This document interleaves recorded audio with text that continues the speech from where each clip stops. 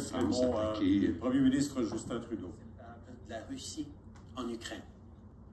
Le Canada condamne la reconnaissance par le président Poutine de Donetsk et Luhansk comme territoire indépendant. Canada strongly condemns President Putin's recognition of la reconnaissance par le président Poutine de Donetsk et de Luhansk comme territoire indépendant.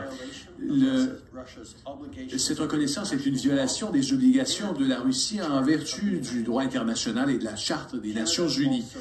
Le Canada dénonce également les actions militaires russes, y compris les ordres de perpétrer en Ukraine, ce qui constitue une incursion manifeste dans la souveraineté et l'intégrité territoriale de l'Ukraine.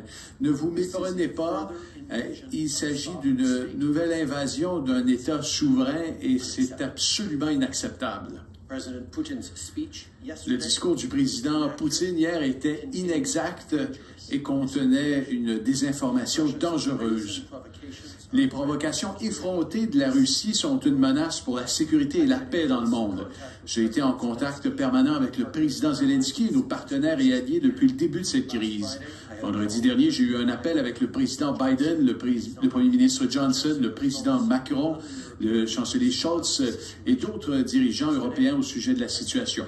Et hier, j'ai parlé à nouveau avec la présidente von der Leyen de la Commission européenne. Nous sommes unis et inébranlables dans notre soutien à l'Ukraine et nous avons clairement indiqué que l'agression russe aura de graves conséquences. Alors, aujourd'hui, en coordination avec nos alliés et des partenaires, le Canada annonce une première série de sanctions économiques. Nous allons interdire aux Canadiens toute transaction financière avec les soi-disant États indépendants de Luhansk et de Donetsk. Nous allons sanctionner les membres du Parlement russe qui ont voté pour cette décision illégale de reconnaître ces soi-disant républiques. Nous allons interdire aux Canadiens également de s'engager dans des achats de dettes souveraines russes. Nous allons aussi appliquer des sanctions supplémentaires à 2 banques russes qui sont soutenues par l'État et nous allons empêcher toute transaction financière avec ces institutions.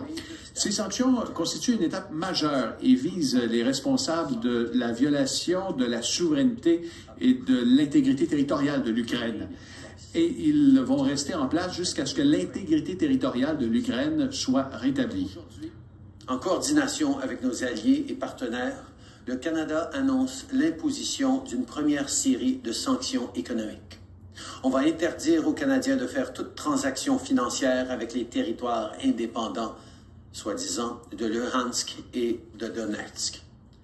On va imposer des sanctions aux membres du Parlement russe qui ont voté pour la décision illégale de reconnaître ces territoires. On va interdire aux Canadiens de participer à des achats de la dette souveraine russe. Et on va imposer des sanctions supplémentaires contre les banques russes soutenues par l'État et interdire toute transaction financière avec elles.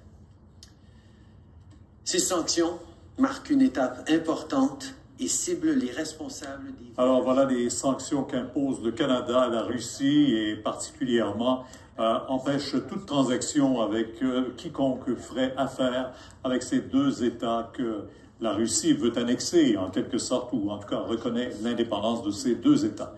On aura l'occasion d'y revenir parce qu'un peu plus tard dans